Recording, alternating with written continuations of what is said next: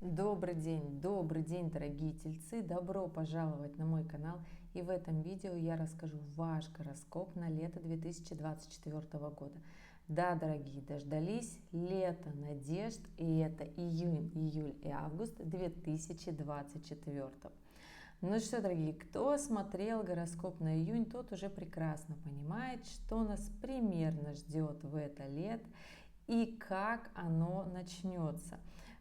Скажу так, что июнь это будет достаточно беззаботный месяц по сравнению с окончанием лета. Здесь, конечно же, понимаете, что на планете 700-800 миллионов тельцов, и у всех аспекты складываются по-разному, еще и в индивидуальных транзитных картах. Поэтому, ребята, понимаете, что у вас ситуация может совершенно греметь, когда у остальных все спокойно, тихо и радостно, да. Но в принципе скажу, что месяц июнь и большая половина июля вообще будет такой, я бы сказала, движниковый и воинственный, да, то есть Марс в вашем знаке гуляет по Тельцу, и до 21 июля будет такое, я бы сказала, воинственное настроение что-то делать, настроение что-то начать, настроение, неважно, что закончить, но что-то начать. Скажу так, что это прекрасное время для работы для вас, для бизнеса, для деньгозарабатывания, для того, чтобы начинать продуктивные дела, начинать полезные привычки, начинать уходовые средства, красоту наводить, в массаж ходить, то есть заняться своим организмом, не просто организмом, да, оздоровительным, так еще и красотой в прямом смысле. Прекрасное для этого время. И здесь, конечно же, главное не переборщить, главное знать меру. Естественно, ребят, все по показаниям, потому что понимаете, что у каждого в своей транзитной карте может еще совершенно другие аспекты накладываться. Поэтому, если у вас есть вопросы в течение этого видео, оставляйте в комментариях здесь. При этом указывайте, ребят, свои дату, время, место вашего рождения и, собственно, ваш вопрос, с чем он у вас будет связан. Потому что, еще раз скажу, по планетам смотреть можно сколько угодно, но время вашего рождения и дата, и место накладывают, естественно, еще и на домарную сетку прекрасные аспекты. Они могут быть как и напряженными, так и гармоничными. У кого-то в этот момент может все идти совершенно по-другому. В целом же это прекрасное время для любовных отношений, для романов, для финансовой прибыли. Поэтому здесь чем больше, как говорится, вы вложите своих сил и терпения, потому что Телец это все-таки знак зодиака, который трудится терпеливо, понимая, что все быстро не приходит. Да, ребят, особенно если вы тельцы, которыми 35+, вы прекрасно понимаете, жизнь научила и сталкиваетесь с тем, что все-таки терпение и труд лучше медленно, но верно, но это такая классная тельцовская тактика, чем быстро и нахрапом, да. Стабильность – это ваше второе имя. Здесь, конечно же, ребят, скажу, что не нужно себе здесь изменять. При этом красота, движение и даже Уран, который все это время, то есть весь этот месяц, который ближайший нас ждет до 21 июля, он будет из знака Тельца делать, одни гармоничные аспекты. Поэтому здесь, ребята, даже истории в работе, вот захочется вам внедрить новый проект, захочется движухи, захочется активности, нечто экстраординарного, нового, все, что связано с компьютерной тематикой, да, все, что связано с интернетом, все, что связано работой с друзьями, через сообщество, через коллективы, все это прекрасно внедряйте. У вас, дорогие тельцы, это должно получиться. Главное, не ждите резких всплесков и результатов, потому что, естественно, это момент, который вы немножко, во-первых, не готовы к такой энергии, потому что вы понимаете, что необходима плановость и размеренность, да? Но если все-таки в вашей натальной карте силен Уран, и вы энергией Урана владеете, то почему тогда нет? Естественно, да, если вы можете быстро реагировать в ситуации, просто тех тельцов, которых я знаю уже много лет, они, естественно, любят лучше планомерность. Быстро, неординарно, неожиданно и много, это, конечно, хорошо, но запал здесь прекращается быстро. Итак, что же нас ждут, какие события в этот период? У нас ближайшие, ребят, совершенно скоро, 20-21 июня у нас будет летнее солнцестояние. Почему две даты? 20 это в западном полушарии, 21 это в восточном полушарии. Солнце переходит в знак Рака, у нас солнцестояние летнее, семейный, душевный, эмоциональный, в принципе, день. На вас будет влиять очень хорошо, очень положительно. Проведите это время с пользой, отдохните, расслабьтесь, вспомните все то, что появилось в вашей семейной жизни за многие годы. Если же вы еще не связаны с семьей, у вас нет таких теплых отношений, то для вас, конечно же, придет это время как такая история того, что хочется обзавестись семьей, хочется обзавестись чем-то уютным, стабильным и вот этими самыми обнимашками, которые греют в плохую погоду. Естественно, не просто так у нас солнцестояние. 22 июня у нас, ребята, полнолуние. Полнолуние у нас в июне будет в Козероге. И здесь, конечно же, я не скажу, что на вас, дорогие тельцы, оно как-то негативно, плохо, ужасно и кошмарно повлияет. Нет. Здесь история того, что начинается один из эмоциональных месяцев, да, начинаются моменты, которые будут выводить из баланса. И здесь, конечно же, история такая не совсем простая, да. Уже с этого полнолуния начнется чувствовать вот эта вот энергия, да, хоть для вас и земная, но заставит потрудиться. У нас 30 июня переходит Сатурн в ретроградное движение. И, естественно, всегда недельку до, недельку после, у кого-то только плюс-минус 3 дня от этой даты начинает немножко штормить, тормозить. Ну, то есть Сатурн останавливает еще сильнее, чем Телец привык к этому. Да? И здесь история того, что работа может немножко встать. Вот все, что было стабильно запланировано, оно может остановиться. Но при этом скажу так, новые аспекты, новые моменты в работе, которые вы внедрите, то есть новые проекты, они будут хорошо продвигаться, они будут нацелены на прибыль, потому что здесь и в принципе хороший аспект с Сатурном, с Венерой, вашим управителем, и с Ураном, который находится в Тельце, да, в вашем знаке. Поэтому здесь, конечно же, я скажу, действуйте, очень классное для этого время, но плюс у нас еще 3 июля, здесь, конечно же, вопросик для тех, кто не владеет энергиями Нептуна, у нас разворачивается Нептун, планета эмоций, планета депрессивного состояния, либо творческого вдохновения. Обычно, когда у нас нет творческого вдохновения, да, или вообще в принципе творческой нотки или вдохновения, у нас такое депрессивное состояние, нам ничего не хочется. И здесь, конечно же, если вы владеете энергиями Нептуна, у вас все прекрасно, вы можете себе какую-нибудь мечту намечтать, в том числе сейчас это очень модно, мечту намечтать и к ней идти, ну, тоже в принципе прекрасно.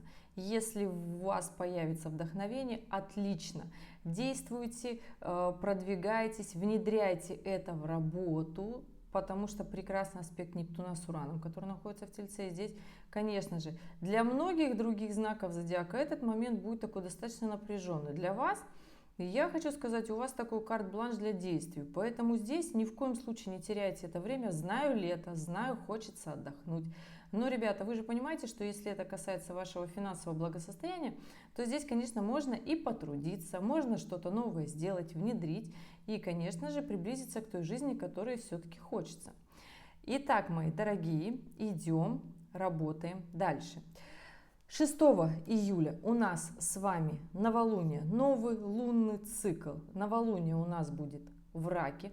При этом на вас тоже очень хорошо сложится это новолуние, хороший день для отдыха, хороший день для того, чтобы расслабиться, отдохнуть, встретиться с друзьями, с близкими, с семьей, просто отдохнуть со своей второй половинкой, потому что здесь аспекты в принципе для вас гармоничны.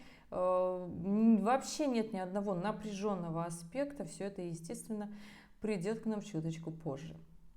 7 июля начинает по чуть-чуть съезжаться Марс, который находится в Тельце. Марс начинает съезжаться с Ураном. И здесь история того, что захочется вот немножко стать дерзким, захочется стать свободным.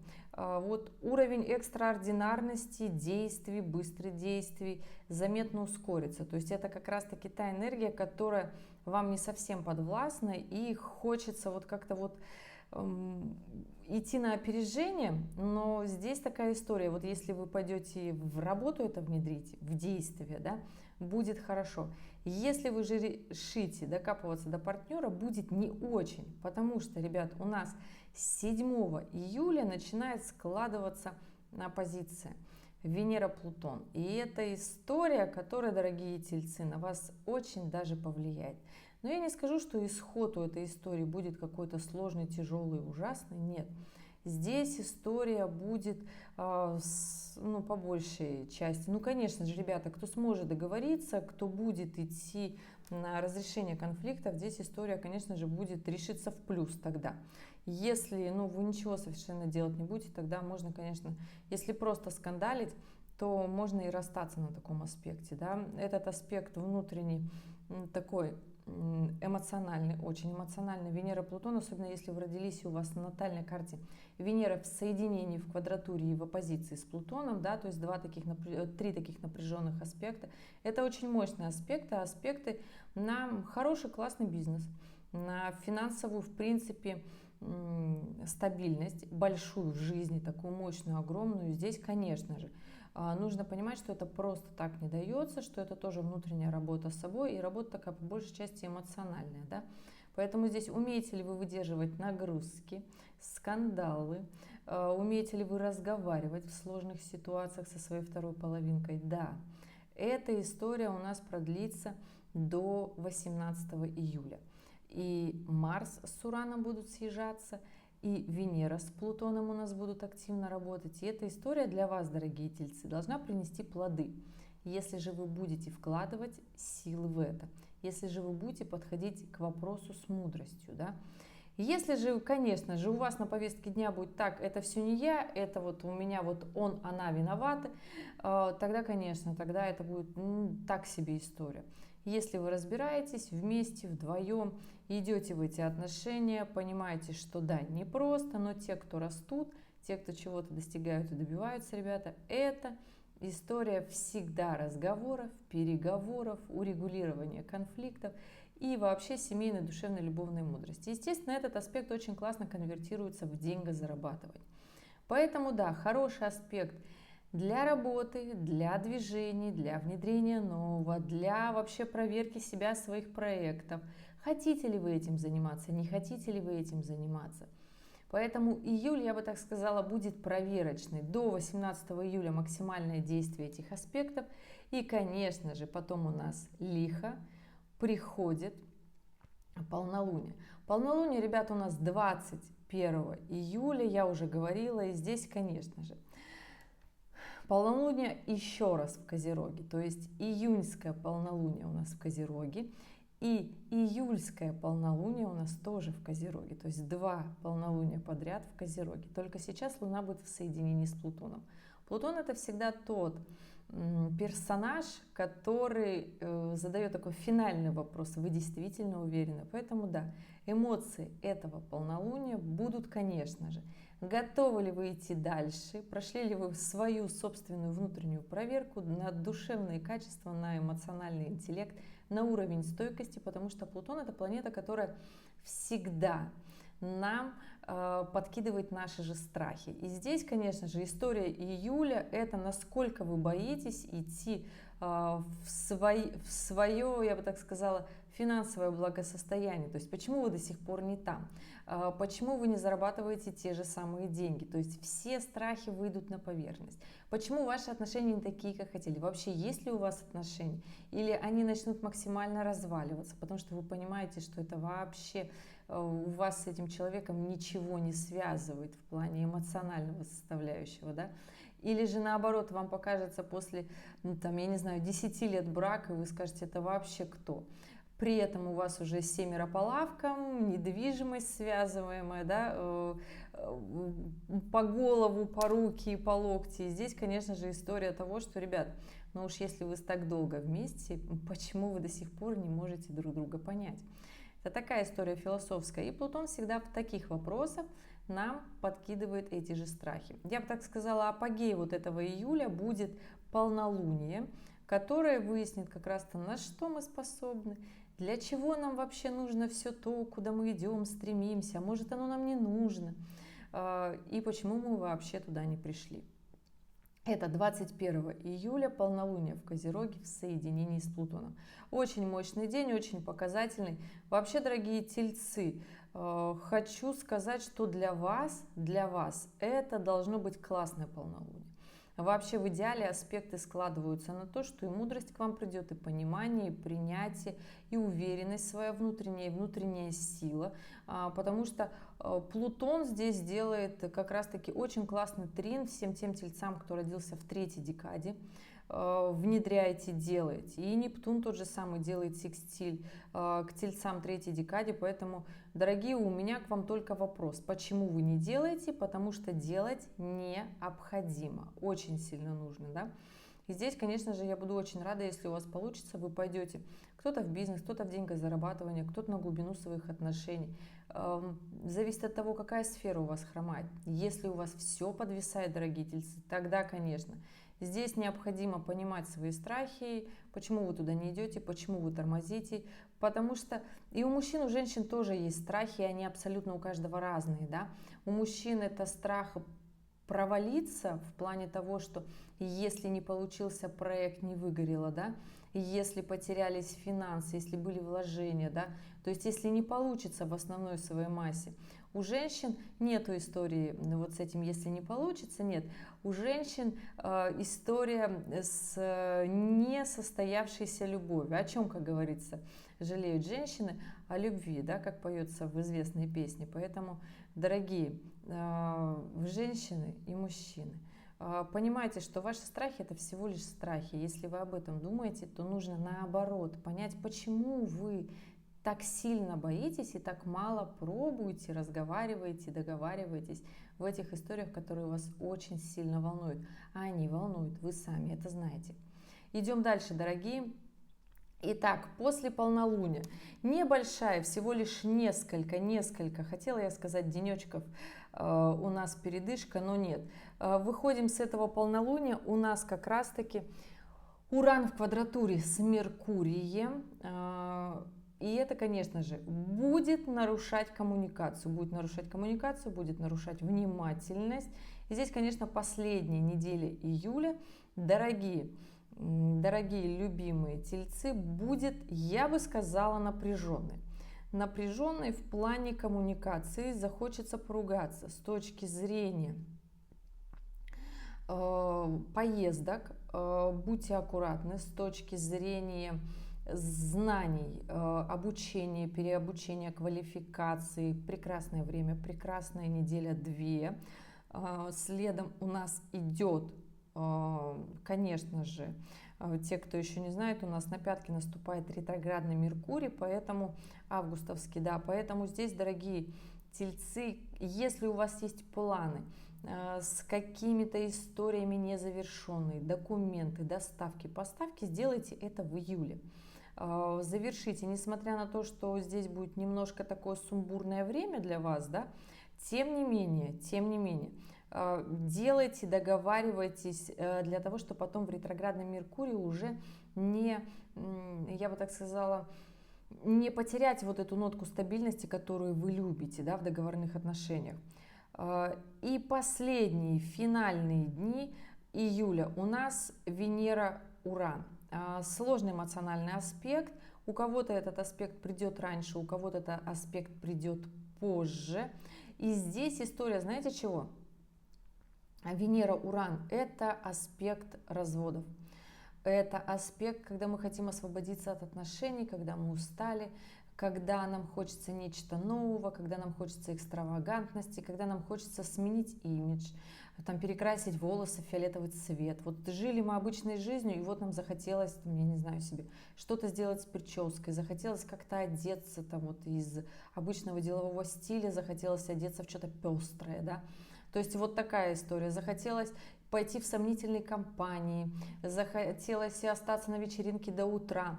То есть это конец июля и первая неделя августа. Такой сложный будет момент. Сказать, что здесь хочется максимально пожестить, да. Сделать то, что раньше не делали, да. Ребят, как делать это? Ну, хочется, сделайте. Погуляйте со своей второй половинкой, проведите время по-новому, внесите в свои отношения нечто новое, потому что понимаете, что этот аспект временный, и он отвалится. Ну вот пройдет неделя, и этот аспект уйдет, да, потому что у нас с 4 августа новолуние во Льве, можно было сказать, что все прекрасно, но еще Венера-Уран в аспекте, в таком, я бы сказала, достаточно рабочем.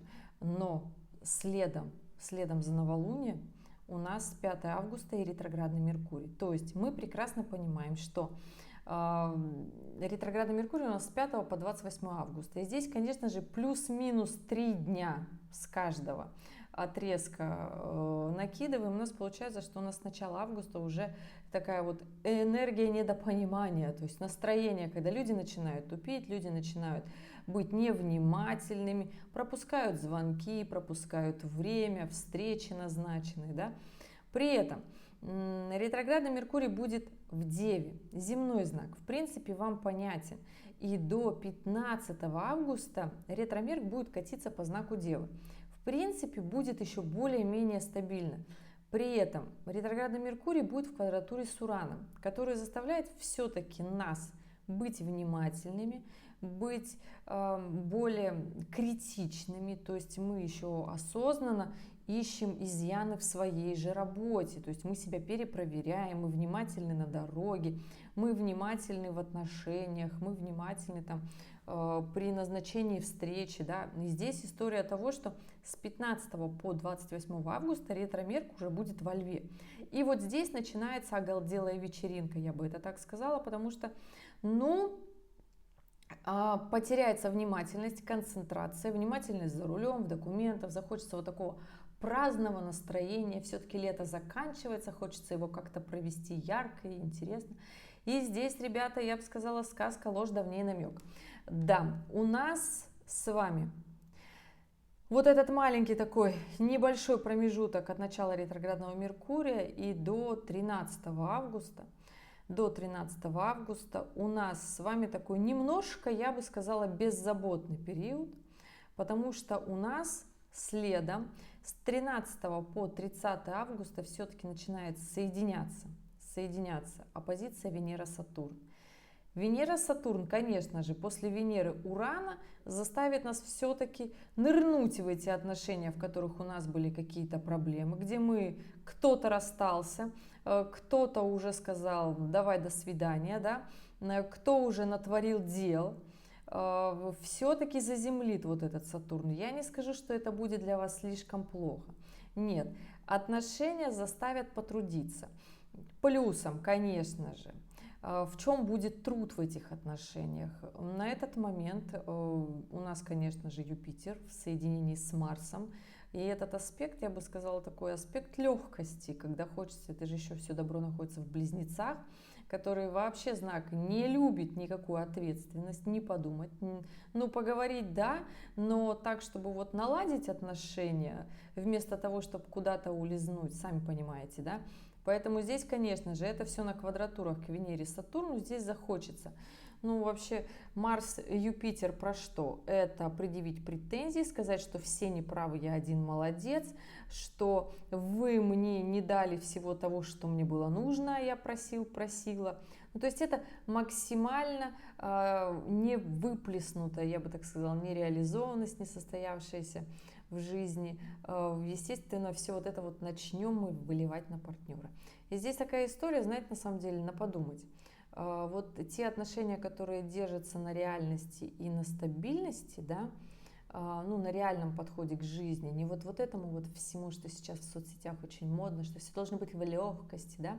Хотя, дорогие тельцы, я знаю, что вы прекрасно понимаете, что легкость и реальность — это немножко две разные, да, истории. Поэтому здесь история больше про стабильность и про зрелость взглядов на жизнь. Чем реалистичнее вы смотрите на мир, на свою жизнь, тем больше вы будете понимать, что эта история все-таки про то, что нужно подумать, про то, что нужно отнестись ответственно и к отношениям, и к своим вопросам, и к проблемам, которые вы сейчас отследили. И здесь история, конечно же, всплывет, история с финансами, однозначно. Потому что история Юпитера всегда захватывает, что у меня не получилось стать, кем я хотел стать или хотела стать, да. И это всегда перерастает в деньги, всегда схлапывается эта история, и потом зачем же мы вместе живем. Поэтому здесь, да, ребят, нужно подумать, что вас связывает, потому что здесь, конечно же, конфликт Дева Рыбы, и здесь и душевное, духовное, и материальное, и хочется свободы, и хочется легкости, но нужно понимать, что чем взрослее мы становимся, чем взрослее становится наша семья, которую мы сами создали, тем, естественно, будут и серьезнее в ней вопросы и проблемы. И если возникает очередная ссора, в ней просто нужно разобраться, потому что семья — это история того, что каждый персонаж в ней жил, и каждому было хорошо. Вроде как и каждый должен жить по отдельности, реализовываться в своем, да, и при этом все вместе должны тоже идти вперед. То есть это как такой, знаете, мощный локомотив, который разгоняет все. Здесь, конечно же, легко расстаться, очень легко. На вот этих аспектах, которые в августе, будет очень легко расстаться. Но вопрос зачем? Потому что такие моменты сложные, они бывают. И по финансам они бывают. Это не говорит о том, что человек плохой, партнер с вами плохой. Нет, это говорит о том, что просто случилась эта ситуация, и она временная. Представляете? Подойдет конец месяца, и это все рассосется. Все уйдет, и вы скажете, а что вообще такое случилось? Но, конечно же, самые, я бы так сказала, терпилы, которые любят оставлять и не решать, думают, да как-нибудь само собой. У нас, конечно же, там под конец лета разворачивается еще планета, поэтому да, ребят, здесь, конечно, я бы советовала эту историю закрыть и пойти в развитие. Идем дальше, дорогие. У нас с вами полнолуние в августе, третье полнолуние лета. Это 19-20 августа. Почему две даты? В западном полушарии 19, в восточном это уже 20. Аспекты на полнолуние такие себе, да. То есть Венера-Сатурн в точной оппозиции, в квадратуре с Юпитером, точные квадратуры. Полнолуние у нас в Водолее. Прекрасно знаете, что Водолей — это тот знак, который не разбирается, а просто уходит в закат. Скажу, что для вас это полнолуние будет сложноватым. То есть здесь как раз-таки вот эта вот самая проверка, которая была в августе, да, здесь как раз-таки вопрос, с мудростью ли вы подходите к своим отношениям, к своим финансам, потому что история августа, она такая, захочется много тратить. И я вообще скажу, что с последней недели июля я бы посоветовала финансы сохранить. Тратить как можно меньше. Хочется тратить, потратьте в июне, потратьте в июле первые 2 недели. Получится хорошо. Хочется тратить в августе, знаю, что захочется. Постарайтесь не тратить, постарайтесь наоборот сохранять и приумножать, то есть откладывать. Потому что аспекты как раз-таки на то, чтобы в порыве страсти все потратить, потом еще обвинить вторую половинку, сказать на работе, что мне вообще зарплаты этой мало, и уйти в закат. Полнолуние вообще про все, чтобы максимально освободиться, максимально снять с себя оковы ответственности, да, потому что будет казаться, что прям очень невыносимо тяжело, это просто будет казаться. И после полнолуния эта история, мои дорогие, пойдет на спад. Аспекты начнут разъезжаться, и уже не будет настолько сильно вот эта ситуация давить.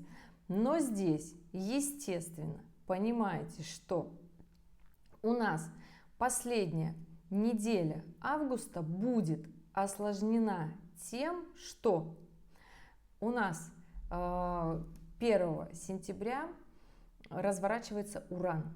Уран находится сейчас в знаке Тельца, и вы, дорогие Тельцы, будете чувствовать вот эту историю. Поэтому здесь история освободиться, все бросить, разрушить будет по-прежнему, особенно Тельцы 3-й декады, будете прям вот эту историю переживать, захочется развода, захочется разойтись, захочется бросить все эти отношения, и здесь не важно будет, какие это отношения, да.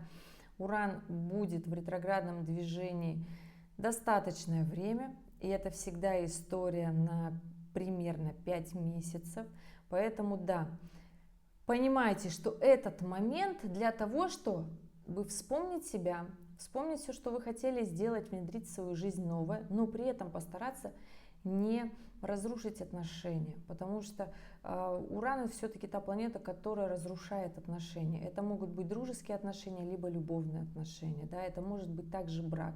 Поэтому здесь история, конечно же, если вы пройдете вот эти вот все мысленные свои переживания в июле, то в августе будет легче, когда придет ретроградное движение Урана с сентября, то здесь, конечно же, будет, я бы так сказала, уже такое осознание и понимание, что это не отношения нужно менять, не партнера на другого партнера, а нужно просто в свою жизнь внедрить все то, что вам всегда хотелось. Все, что хотелось внедрить в подростковом возрасте, когда вы бунтовали, в молодости, когда гормоны били, да, то есть внедряйте это только со своим партнером, с мужем, с женой, который есть сейчас по жизни, потому что расстаться, ребята, можно всегда. Этот период такой вообще непростой. И да, у нас еще, мало того, что разворачивается Уран, у нас Плутон переходит из знака Водолея в знак Козерог, и это последний раз в наших с вами жизнях он это сделал. Ну да, потому что в следующий раз, когда он будет это делать, это уже будут даже не наши дети, а наши внуки, да, и правнуки, когда Плутон в следующий раз придет в знак Козерога. И здесь, конечно же, в ваших транзитных картах Тельцы 3-й декады вы будете чувствовать такую нотку мощи, силы, приход энергии. И здесь, конечно же, этот аспект вообще, в принципе, он классный к вашему Солнцу, да, в транзитах, но главное с этой энергией совладать. Будет, конечно, казаться, что вы прям Наполеон можете все сделать, все внедрить. Я сам себе бизнесмен, потому что Плутон всегда такой дает жилку для бизнеса, да, то есть это история на осень, я уже такой небольшой спойлер, да. Здесь, конечно же, но это откладывает уже отпечаток на последнюю неделю августа, поэтому понимайте, что энергии будет у вас много, она будет бурлить, и осознавайте, понимаете, откуда она идет, и что вы можете с ней сделать, как вы можете ее применить. Поэтому здесь, да, конечно же, Уран будет давать такую мысль, а давай-ка я освобожусь от всего, что не дает мне внедрить жизнь, а Плутон такой, а давай мы с тобой все внедрим, и будет такое, что вот с шапкой наголо я сейчас вот разойдусь, и сам себе бизнесмен, бизнес-вумен, и все себе классно сделаю. Ребят, эти аспекты не вечные. После действия этих аспектов энергия, конечно же, уйдет, не будет столько силы, столько мощи и желания свободы, и придет все-таки в мир такое обычное нормальное состояние, как и в обычный день, когда этих аспектов не было.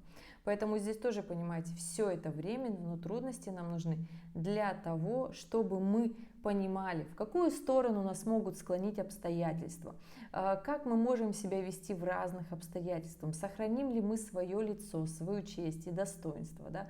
И здесь история такая, знаете, дорогие тельцы, я не скажу, что этот гороскоп на лето, вот он сложный, нет. Я не скажу, что он какой-то тяжелый, да, штормить вас будет.